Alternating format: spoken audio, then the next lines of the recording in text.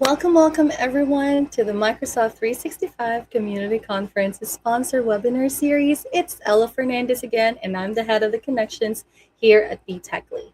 Joining us today is our sponsor, Shure.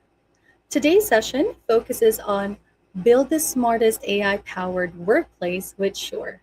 But before we begin, a few reminders. To join the live Q&A, you'll need to register for the webinar. If you haven't registered yet, simply scan the QR code on the screen or visit btechly.com. Select today's session and enter your business email address. Once you're registered, our team will add you to the calendar invite, which include a link to join the Q&A chat at the end of the session. And please note that the Q&A is not live streamed. Join us at the Microsoft 365 Community Conference this April 21st to 23rd in Orlando. Register by heading to nextgen365events.com or scan the QR code on the screen. Use the discount code SAVE150 to get $150 off on your registration. Apply for the Microsoft 365 Community Grant Program built for small businesses and nonprofits to help you accelerate your AI journey with hands-on learning, expert guidance, and financial support to attend hashtag M365Con26. You scan the QR code on your screen or visit us at change3e.com/grants. And of course, please like, subscribe, and follow both BTechly and the Microsoft 365 Community Conference. Without further ado, let's get started and enjoy today's learning session.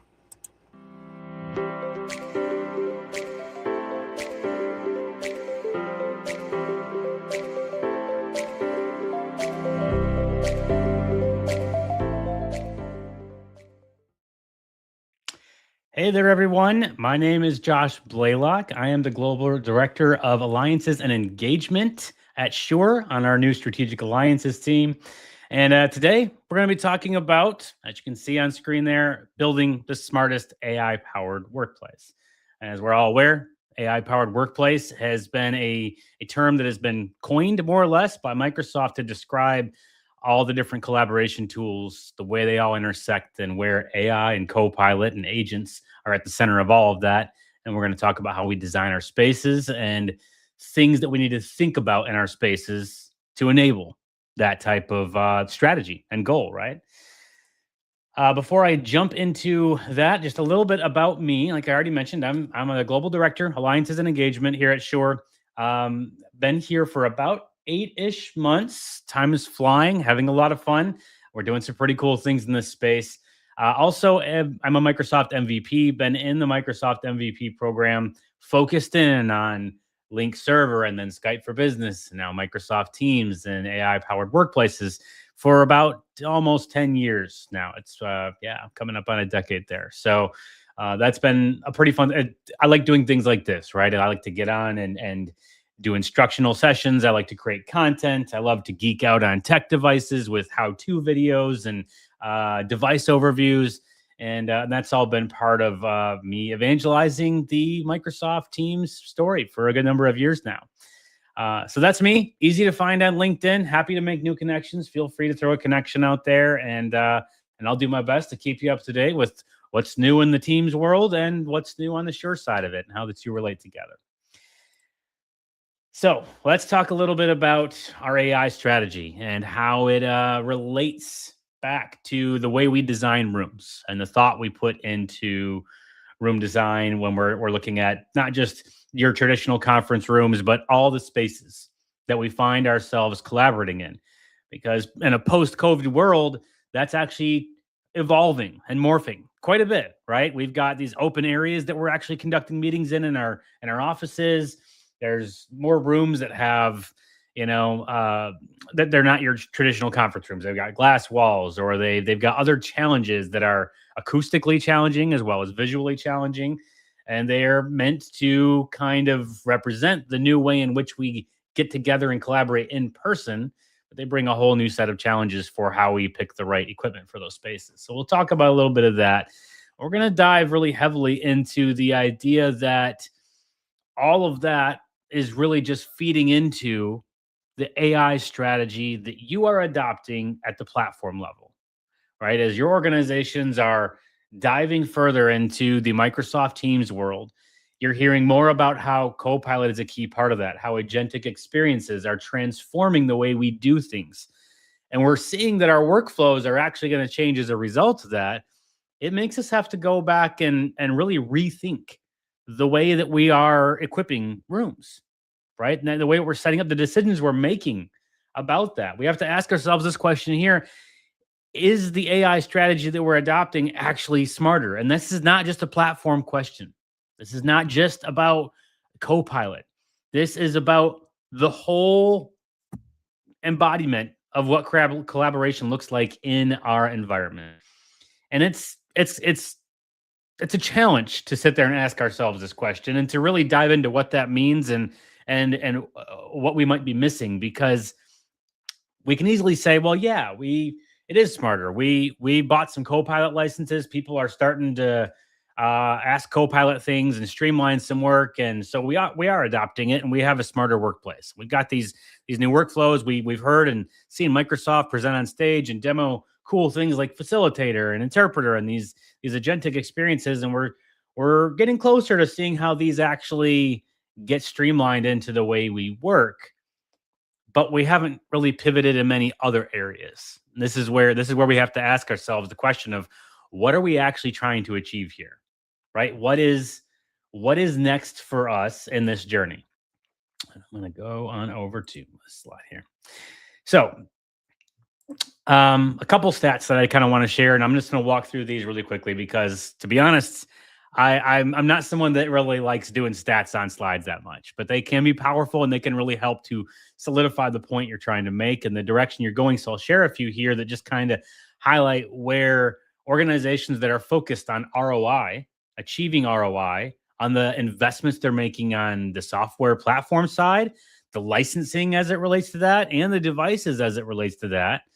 That ROI is something that they want to know, because they don't want to have to be looking at a few years down the road, renewing things, renewing device choices, making platform pivots, and wondering if they ever really recoup the cost that they sunk into it. So when they properly harness collaboration and communication, as we see in these three cards here, we see that it actually has some pretty real results. This first one: financially thriving organizations, and we all want to be that, right? We all want to be in an organization that we can honestly say is financially thriving. Well, those organizations, they're actually 2 times more likely to invest in collaboration tech for the purposes of increasing their agility, their efficiency. They understand and they see how it does allow them to change their processes, how it does allow them to streamline what they're doing. So they are proactive. They're 2 times more likely to get into making those investments to help out on the ROI side of that there. That next stat: 71% of organizations, 71% say that collaboration in and of itself improves ROI. That's a pretty that's a pretty big thing to think about, right? The fact that if we're using collaboration in the way it's intended to be, and we're diving into the story as it unfolds alongside our friends at Microsoft, alongside the partners we've chosen to equip our rooms, it actually contributes toward that ROI in a positive way. Finally, communication is the number one workforce factor that's driving technology ROI. So again, don't want to dwell on this slide for a long time or hammer these points home. It's just good to know that when you're pushing in a direction, you're making investments as a company to expand the technology side of things, to make sure that this AI powered workplace that you're pursuing and being advised to pursue, there's actually return on the other side of that. And as we can see by some of this early research from the IDC, there is a lot there to that story. Now this slide I like a lot, and I like where this slide is going and what it makes us think about. So that question: what does intelligence first really mean? And the essence of what this slide is talking about is talking about data points, because AI, as it relates to our work streams and the way we're designing rooms, right? AI requires data. And a lot of this is like, well, what does this have to do with designing rooms? And we'll kind of get to how it ties back into that. But it requires data to work with. It needs to use actual uh, digital artifacts, documents, etc., to create the stuff that it's going to use. So when we think about intelligence first, we need to be feeding the AI platform data. And this is making companies stop and focus on, well, what data are we giving it? What are we exposing it to? And what actually, this is the interesting question, what actually constitutes as data? Some of these are givens that you see on the screen. Email, right? It's a written digital artifact that is like, oh, this is something that is discoverable by a system. It can be searched and leveraged to create things or to provide answers. Documents, another easy one. Presentations. These are all forms of written, as our chats, right? Our chats and teams, they're written communications, they're written things that we can go and point Copilot or an agent at and say, do this for me. Help me streamline this workflow, and it's easy to understand how they do that. But a couple other ones here that you start to scratch your head a little bit, right? You look at that and you say, well, wait a minute. Conversation as a data point, in person meetings, especially. I get hybrid meetings, maybe, because in a hybrid meeting, we've got people that are in a room at an office, and then we've got people that are spread out and they're all part of the same meeting. If there's a transcript there, if we've recorded the meeting, okay, there's some digital artifacts that we can now point our AI at and say, use this stuff. So I get that part, but an in-person only meeting, the conversation I'm having with someone in one of our little meeting cubbies that's more informal, but yes, it's part of our collaborative workflow on a project or a goal we're working on, but it's just an in-person conversation. How is that a data point? And that's the point, is that we have never really thought of those interactions as data points.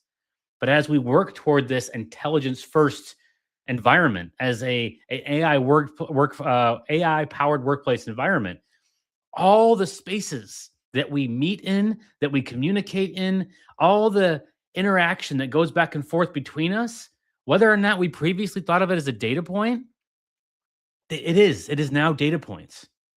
I'm gonna ask for a show of hands, totally understanding that this is a webinar and you're not able to raise your hand in a way that I can see, but I'm going to assume most of you are going to raise your hand to this.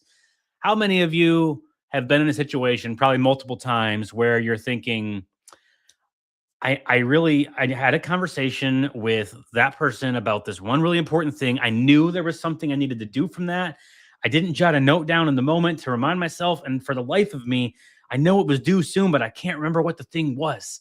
How am I going to go and get it without having to chase them down and go try to get them to jog my memory and hopefully they know what I'm talking about? That's a data point for a real outcome that you're working on that wasn't captured.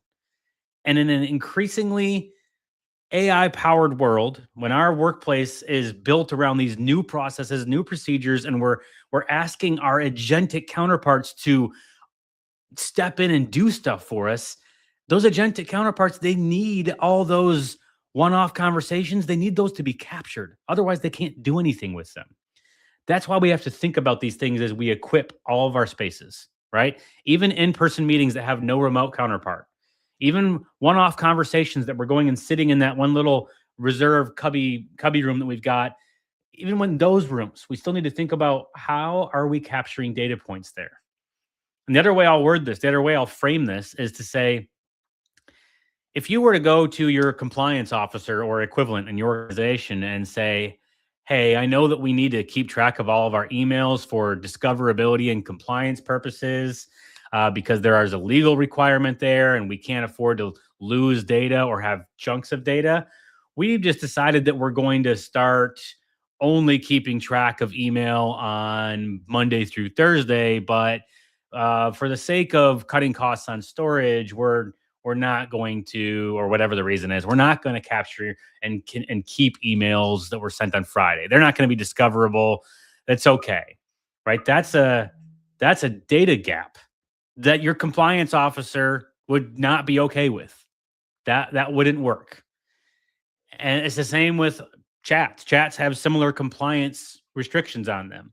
As we move into an intelligence first AI powered workplace world, and our companies evolve the workflows they're in, and we think more about how we're leveraging it and more about what we need to provide to the agents that are working alongside us, we suddenly start to realize that all of our conversations, all of our one-off collaborative opportunities that weren't previously captured, that's now data. And we have to make a decision in that time, in that moment. How much data are we willing to lose? How much data are we willing to let be a gap? And the answer there is probably none. We maybe haven't thought about outfitting all these spaces with the proper tool sets to capture it, but we probably also don't like the idea of missing data. And this in reality is now data in this new world. So these are a couple of ways that they're questions that organizations are not really asking in this way yet, right? They're thinking we need to adopt AI. They're thinking we need to outfit conference rooms in a traditional sense, but they're not really stopping to think about how we're now building new actual workflows that are leaving data gaps if we don't have every space accounted for. Even if we do have every space accounted for in some kind of way, you still have moments where you're accepting data loss. Let's say you have a room that's outfitted for a BYOD. There's a lot of organizations out there that still have a lot of BYOD present. It's convenient, it's just the way they've always done it, whatever the reason is. There's a lot of rooms where that's just a setup. Well, those are now data gap zones, right? Every time a BYOD meeting happens, that room is likely not licensed with what it needs to be licensed for.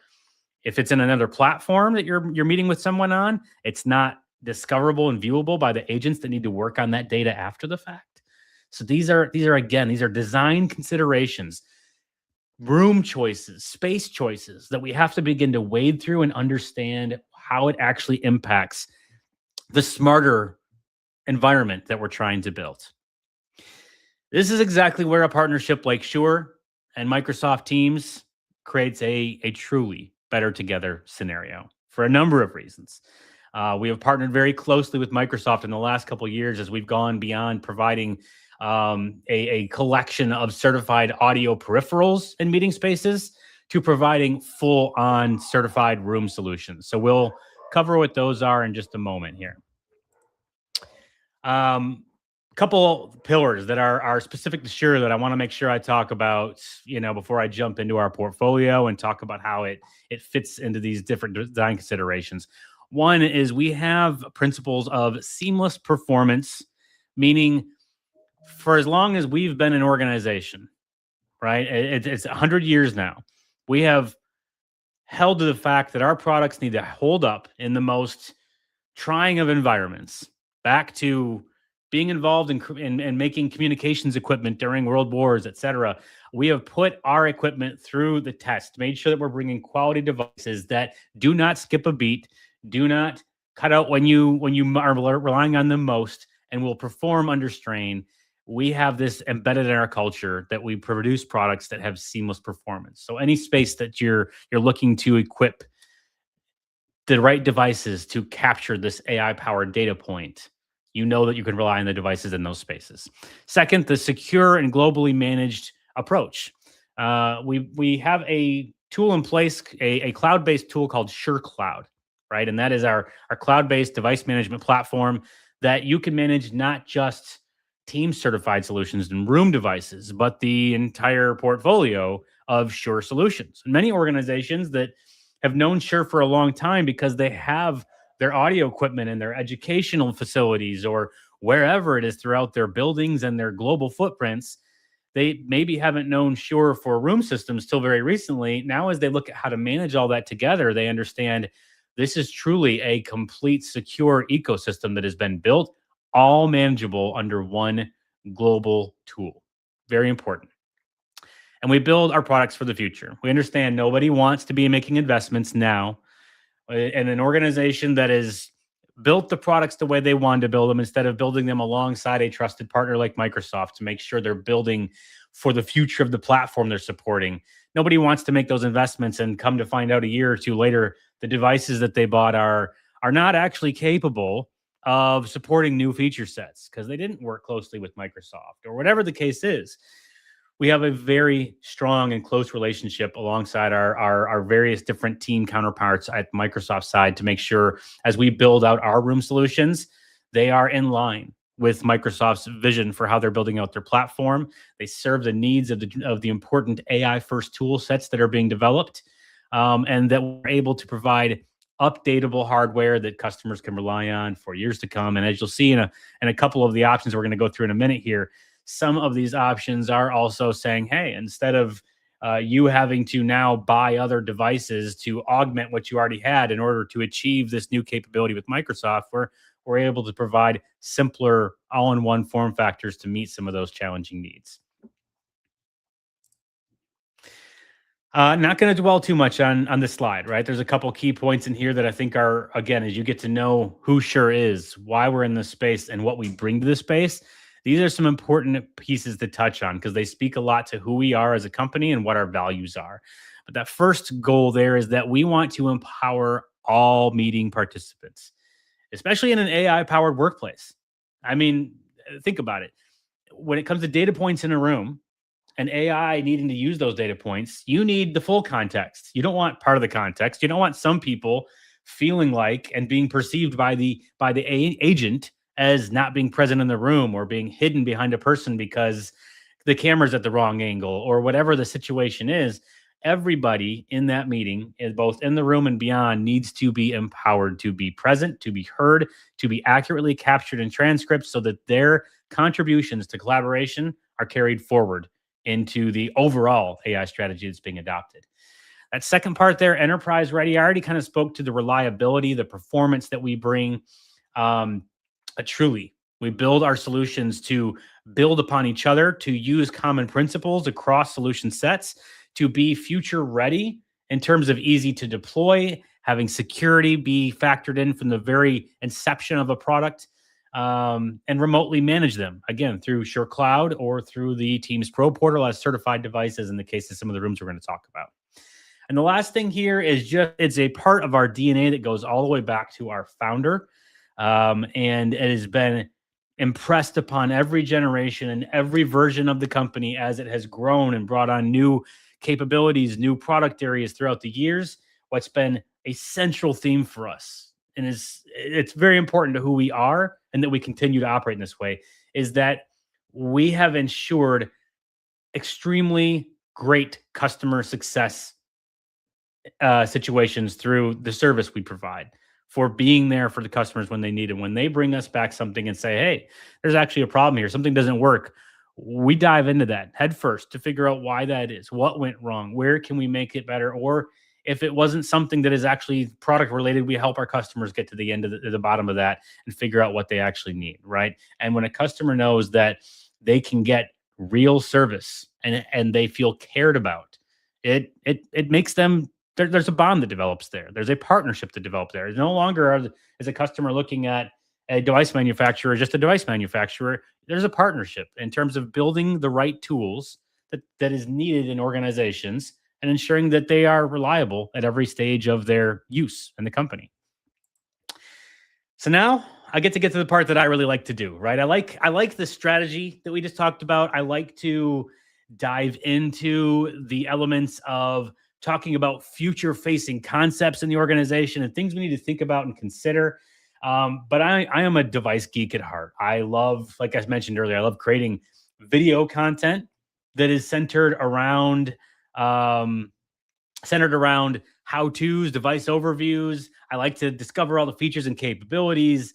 I like to showcase various things about devices, especially in the Teams certified world. And so this part where I get to walk through a portfolio and talk a little bit about the things I found particularly cool and unique about these solutions, this is where I get excited and geek out a bit more, right? So I'm happy and excited to go through this part of it. But on this particular slide, you can see three different areas that I'm going to speak to as it relates to our portfolio. Our portfolio is actually in the collaboration side quite a bit. It goes wider than this, but I'm focusing in on room solutions as it relates to the design considerations that need to be made and the predictability that some rooms need, the flexibility that other rooms need, and how we have solutions to solve for each one of those nuanced spaces, as well as all the different various sizes of rooms. So we're going to talk about a modular room system approach with our IntelliMix room kits.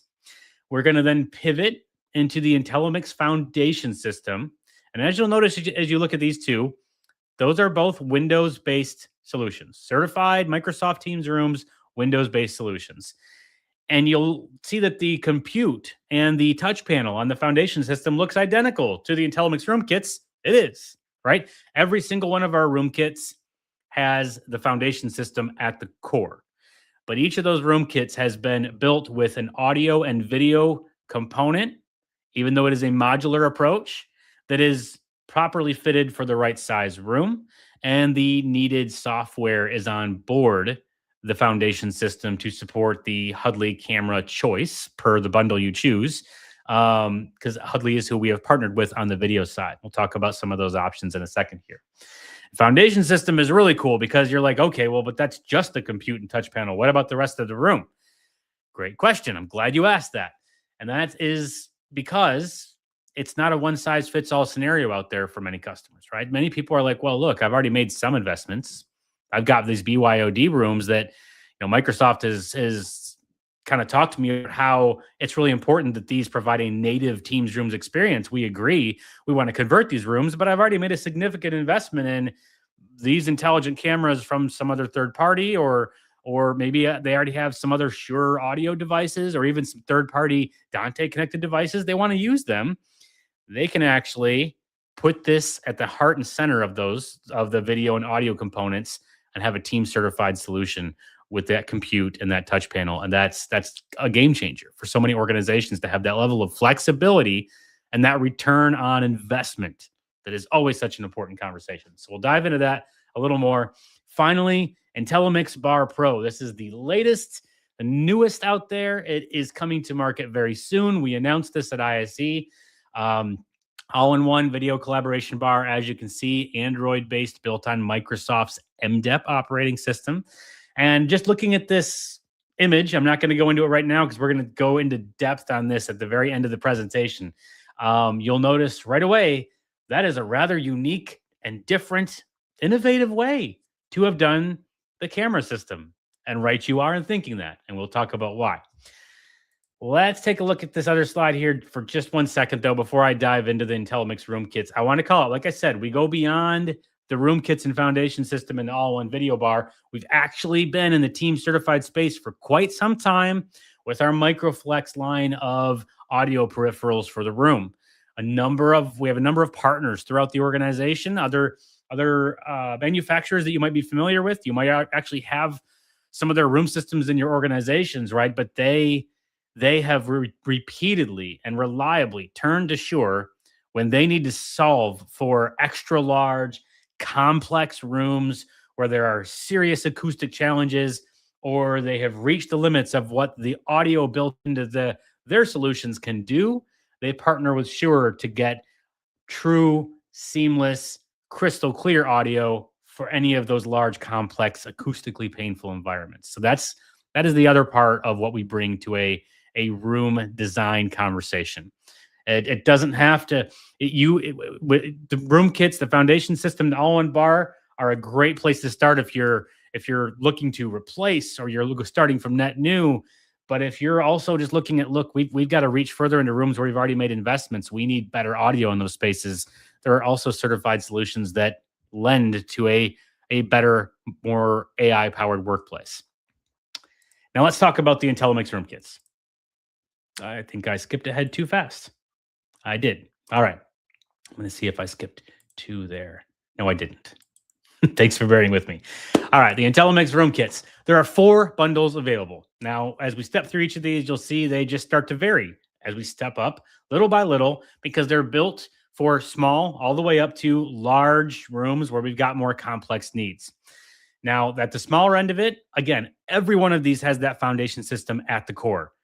Shure built compute running a software-based IntelliMix DSP. That's a really big deal. If you're not that familiar with DSPs, what their role has been in mixing audio peripherals from around the room, it usually takes quite a bit of configuration, some real know-how in that regard.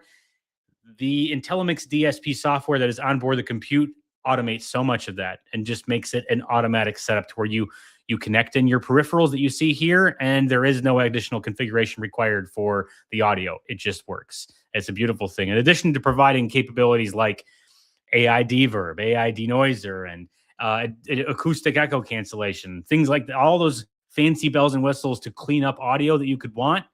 We do it the Shure way, so you know that it's going to be 100% crystal clear. At the smaller end of it, for small, medium rooms, we've got a single MXA 902 microphone slash speaker. Why that is important, right? Because oftentimes you're looking at either a microphone or a speaker, and depending on your room design considerations, that might be the right way to approach it. But when you need kind of a pre-built bundle to be able to standardize on and say, this is my solution for all my small rooms, this is my solution for all my medium rooms, it's amazing to be able to have a single in-ceiling device that does both your mic array and your speakers, and it's PoE powered, right? So one cable going into that, running back into your network so that it can be paired with the IntelliMix room kit on the back end. So very cool capability there. No audio peripherals on your conference room tables, cluttering them.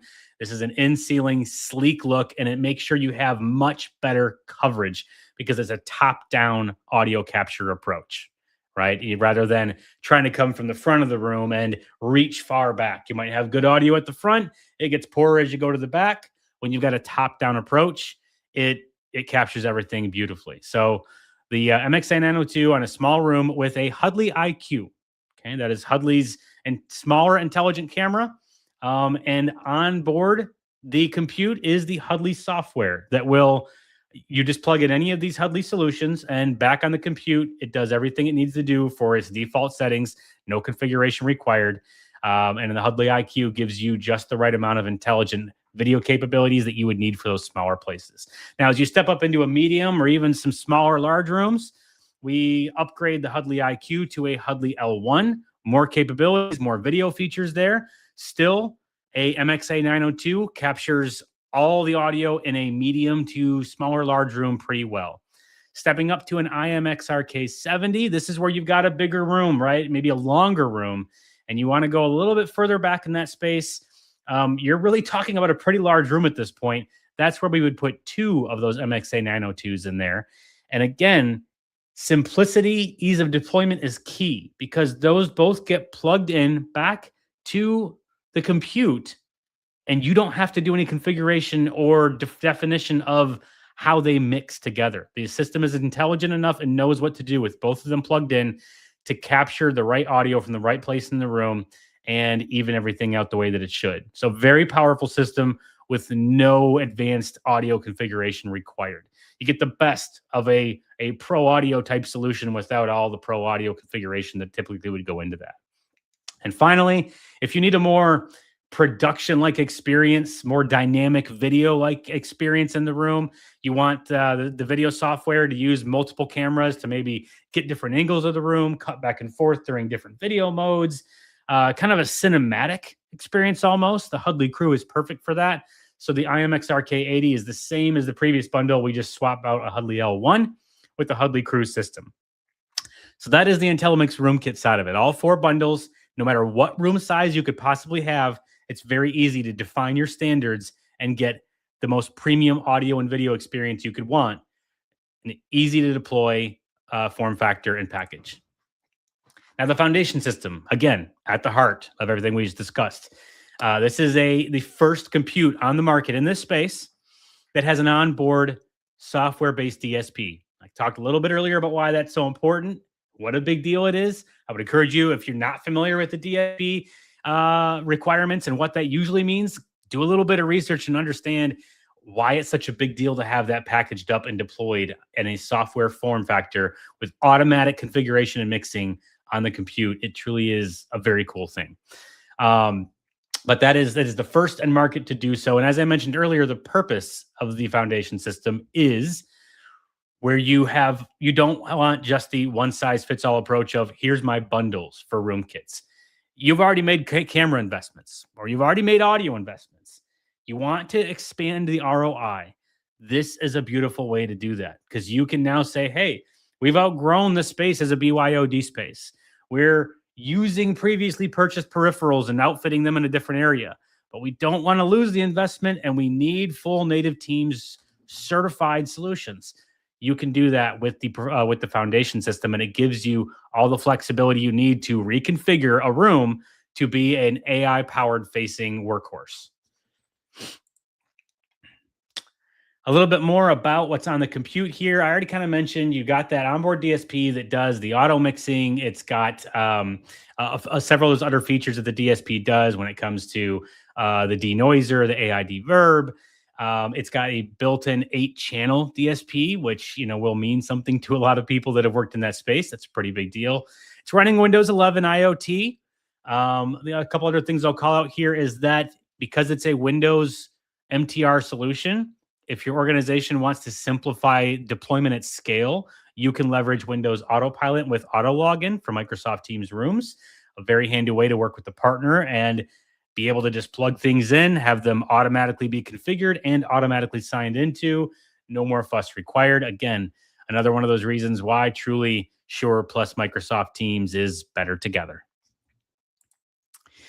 On the form factor itself, if you're familiar with our P300 product, also a team certified solution, it has that same sleek industrial design as the P300. It's got a dual display output, which is perfect for Microsoft Teams rooms, right? They support 2 displays in a Microsoft Teams room. A very clean cable management approach at the back with all the little rubber grips there to hold cables in place, make sure they don't get accidentally pulled. And then you've got the wall mounting backgrid that's included in case you want to mount it to the wall behind the display or however you're wanting to hide that in the room. Finally, the last bit of this that I'll touch on is the Teams Rooms console. Okay, this is an 11-inch high-resolution display. That's a little bit more display space than you typically get on most displays, so it's easier to see, easier to navigate. When it comes to displays, people usually feel it's nicer to have a bigger display, right? It does come with a angle already built in, as you can see there, that 20-degree angle, but there's a kickstand built in that you can flap out. It snaps into place to give you a 40-degree orientation if you want it to be tilted up a little bit more. And while it is meant to typically be set on a table, if you've got a room where there is no table or you just don't want anything on the table, there is an optional wall mount that you can use with it. Single RJ45 connection coming in from it for that connection back on in the long cable installations. And then it includes, as you would expect from a Teams Rooms panel, Teams Rooms touch controller, the passive infrared motion sensor on the front for auto wake capabilities. All right, we're going to pivot from Windows-based solutions into the all-in-one form factor, which is oftentimes a popular and right choice for the design that you are putting forward in a room, right? A lot of organizations are starting to say, hey, we to build standards, but we also want simple and quick deployments. All-in-one form factors are great for that because it's less components, it's not as modular, it's quicker to install, takes more of the guesswork out, everything's on board. The compute, the audio, the video, and then your touch controller, again, is back at your table or mounted elsewhere. So this is Shure's first bar to market and our first product that actually has Shure built video capabilities on board. A very proud moment for the company and very cool for me on the geeky level to be able to talk about it and showcase it. And what I love about it is that Shure didn't just bring a solution to market that said, hey, we're going to make a video bar too. Here's our camera. We said, we're going to bring our first video product to market and we're going to innovate in a way that actually solves real world challenges and problems and conference rooms that are part of these design considerations we've referenced several times, right? As I'm designing these rooms, I want everyone to be equally represented. And we put a lot of thought into what that means in some of these rooms where bars get put into, and we bake that into the way that we have lined up our 4 cameras on the front. Let me go ahead and jump over to this first part here. I'm going to kind of break this down into 3 tiers for you where we talk about video, audio, and then the enterprise ready side of it. On the video, you'll see that we have 4 cameras, 4 4K AI-powered cameras on board. In the center, there is one wide-angle camera keeping track of what's going on in the room and one telephoto lens that can shoot a lot further down into the room, into larger spaces, without sacrificing video quality at all. But what's really unique here that you do not see anywhere else in the industry is the 2 cameras on the outside edges of the bar angled inward. I'm going to paint a picture for you so that you understand why this is important and what it solves for. Imagine a longer boardroom or just any conference room, well, your traditional conference room, long table, people lined up down the sides of it, and that camera right in the middle at the front of room tries to look down, and maybe you put that device into an active speaker mode, right? Someone starts speaking toward the end of the table. And so the camera tries to focus in on that person, but they're so far down there and there's so many people lined up at this long table that we can't really get from a center camera angle a good clean shot of that active speaker. If someone else is leaning into the table at that point, they're going to block that person altogether. If they're not leaning in and they're just sitting there, chances are a portion of their face is getting picked up in that zoomed in shot of the active speaker. It's not an equitable situation. It doesn't allow you to capture everyone in the room cleanly in all video modes because that one camera position in the middle of the bar just doesn't do the trick for all scenarios, for many of them, but not all of them. Other solutions on the market have attempted to solve this by saying, oh, that's okay. We'll just put another device in the middle of the table that captures everybody face from that angle. And we'll use images from the front of the room as well as images from the middle of the table. Or maybe we'll put cameras on the edges of the room and they'll capture different angles too. And that way we're capturing faces from different angles. And it does start to solve it. But we made an original design decision to have a simple all-in-one form factor deployment that is a single bar at the front of the room. Well, we've just gotten rid of that notion because we're trying to solve equity problems. Now we've introduced more devices, more cabling, further installation time, more cost. It's not what we intended to do with an all-in-one video bar, right? We didn't want to have that be the case with the IntelliMix Bar Pro. So these two cameras on the side are able to capture cross-table shots down long tables so that if that middle camera is not ideal for capturing the active speaker at the end of the table off to the left, it'll determine, oh, the camera on the right will capture a great cross-angle shot of them, and it's a telephoto lens. So even though they're way far back in the room, it's going to get a crisp, clear, cropped-in shot of them, and everybody is represented equally no matter where they're at in the space. So the modes we support, group framing, active speaker mode, and companion mode. What companion mode does is when you've got up to 4 people collaborating in that space, and it gives each one of them their own individual space on the screen, right? It's meeting equity at play. When a 5th person comes into the room, it'll default back to just framing in the whole group of the room.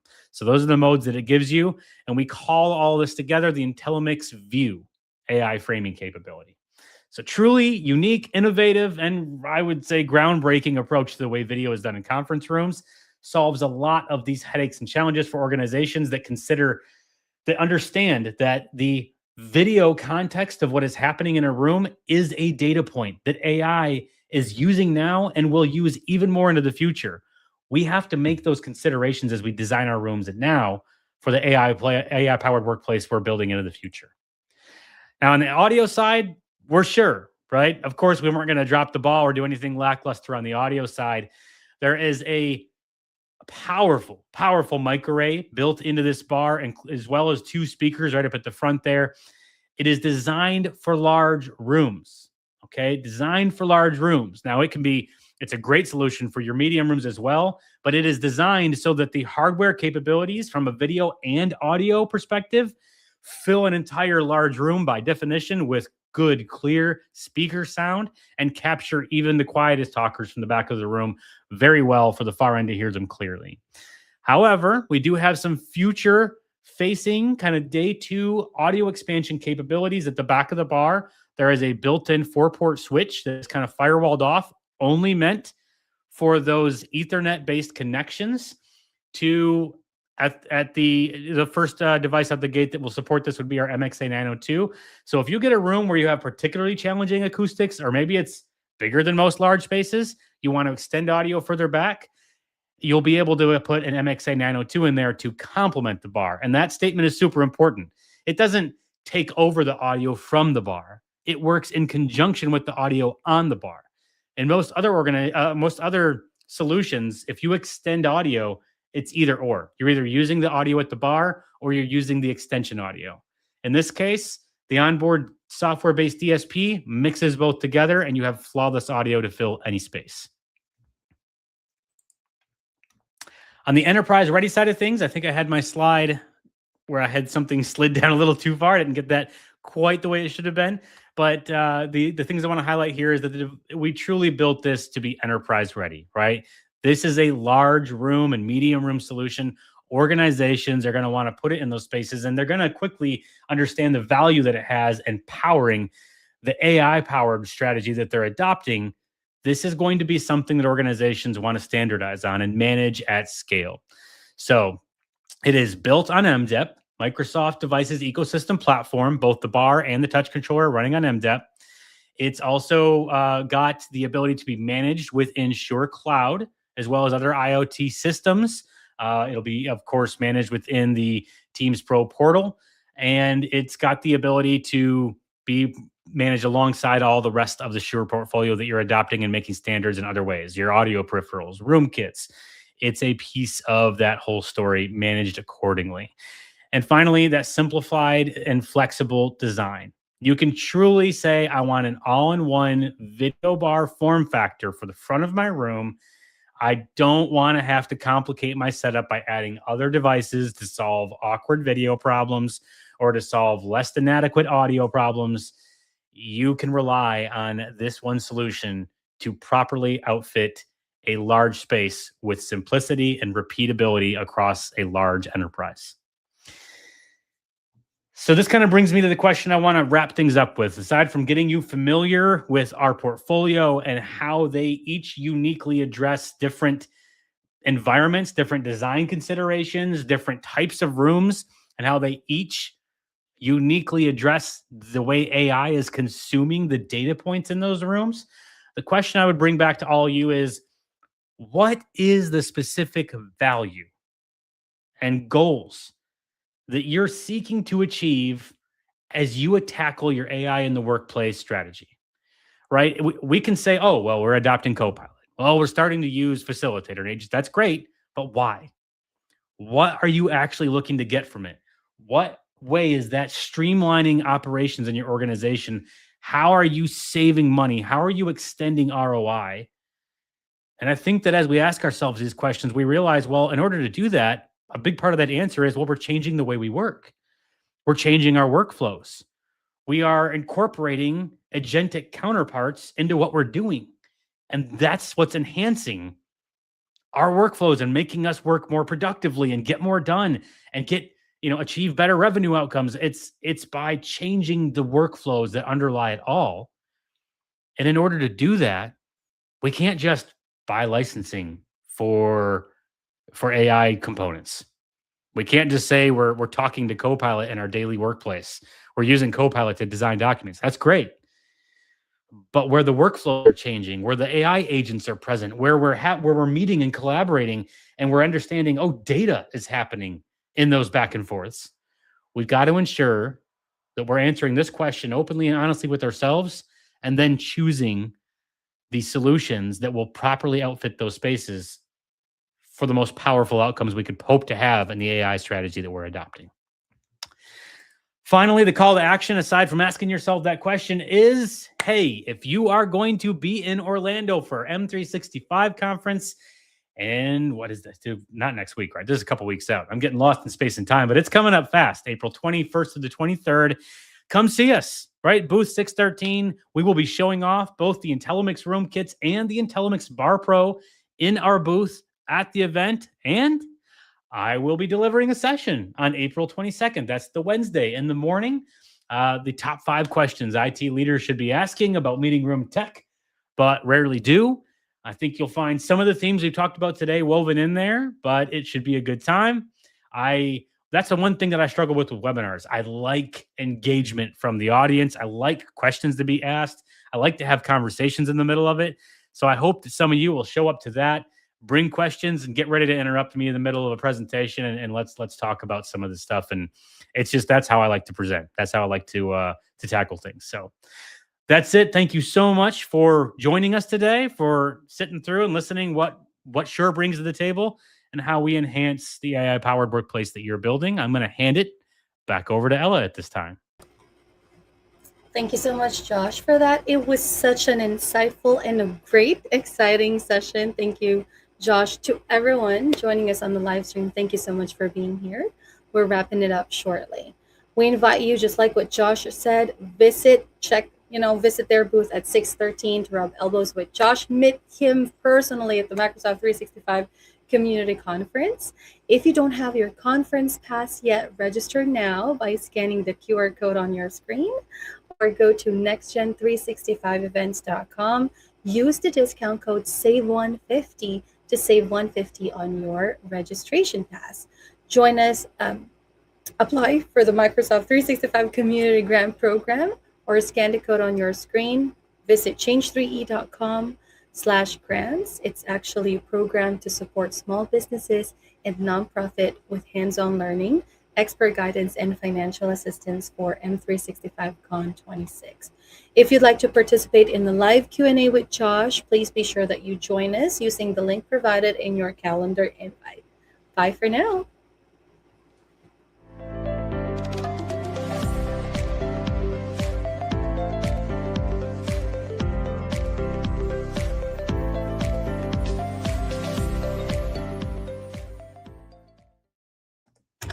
Alrighty, let's look at and open our